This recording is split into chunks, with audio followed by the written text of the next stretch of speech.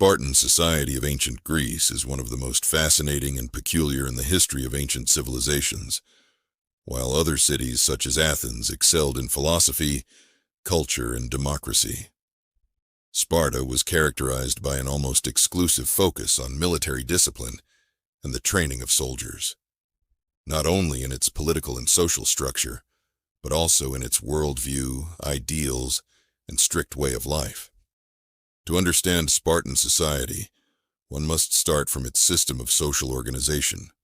The Spartan population was divided into three main groups: the Spartiates, the Perioeci, and the Helots. Each of these groups played a key role in the functioning of the state, and the relationship between them was a mixture of dependence and hierarchy.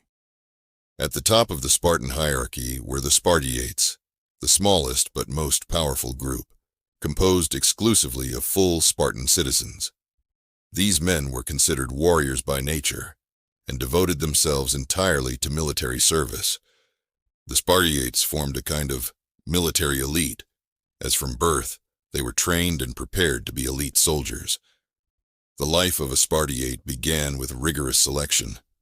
If at birth a baby showed signs of weakness or deformity, it was abandoned, an extreme measure that underlined Sparta's commitment to physical strength and discipline. From the age of 7, Spartan children entered the agage, a system of military training that included physical endurance, combat training, and an education that emphasized discipline, austerity, and sacrifice. They owned land and held public office, but did not work in handicrafts or agriculture, which they considered demeaning, so the city was supported by a large mass of subordinates and slaves. To be considered a Spartan citizen, 4 conditions had to be met. The first was to be the son of Spartan citizens. The second condition was to have received a Spartan education and to have completed the agage. The third was to attend the public dining halls, where the Spartans ate together, and the last condition was to have sufficient property to be able to pay his expenses and provide food for the common people, the Perioeci, artisans and merchants. Unlike the Spartiates, the Perioeci were not considered full citizens and were not part of the regular Spartan army, although they could be called up in case of war. The Perioeci lived on the outskirts of Sparta and performed tasks essential to the economy of the polis, such as craftsmanship, trade, and manufacturing.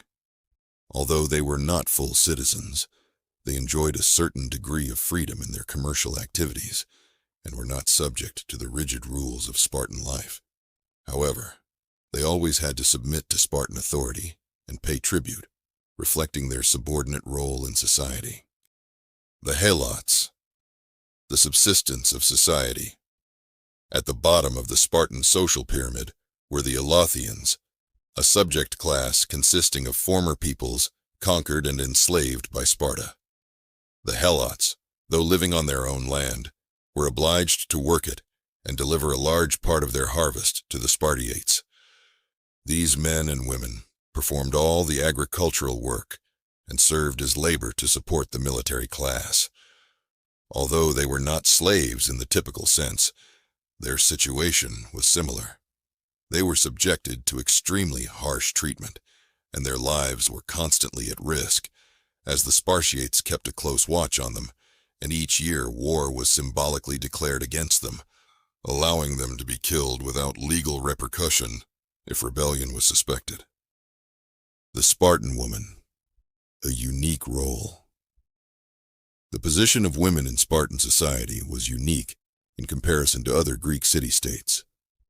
Spartan women enjoyed greater freedom and rights in some respects.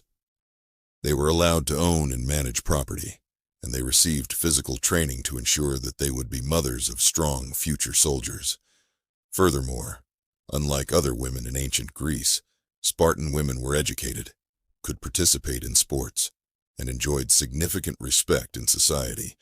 Their tasks, although related to motherhood, were considered part of civic duty, as the ultimate goal was to strengthen the city and ensure the survival of Sparta as a military power.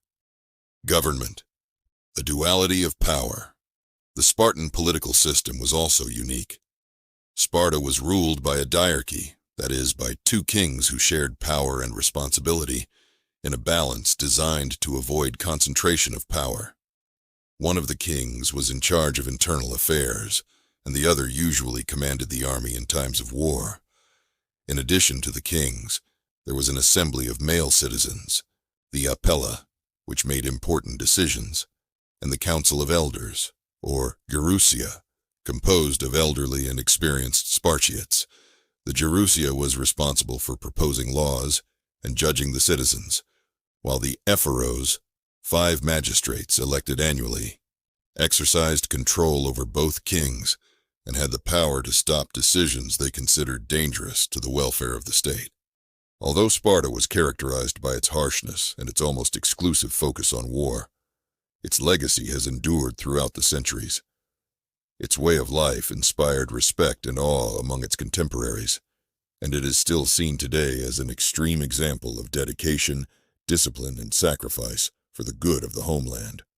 However, the lack of adaptation and rigidity of its system were partly responsible for its decline, as Sparta failed to evolve in the face of the new political and economic realities of the Greek world.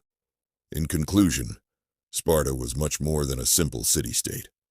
It was a society built on ideals of strength, sacrifice, and discipline that marked the history of Greece and left an indelible mark on the collective memory of mankind.